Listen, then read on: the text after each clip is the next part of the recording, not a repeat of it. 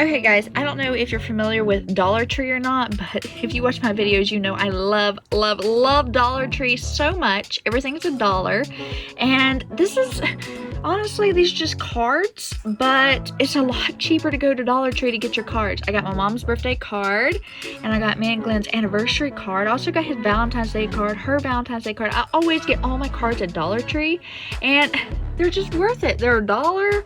You can save money. I know a lot of people go to Hallmark, Walmart, and everything, but Dollar Tree really has good cards, and I recommend using Dollar Tree to get all your special moments that you want to give to your loved one in a card. So, huge shout out to Dollar Tree for not sponsoring this video, but they could in the near future. Anywho, I want to share with you guys my secret to card giving. I get all my cards at Dollar Tree, so hashtag Dollar Tree for your special moments.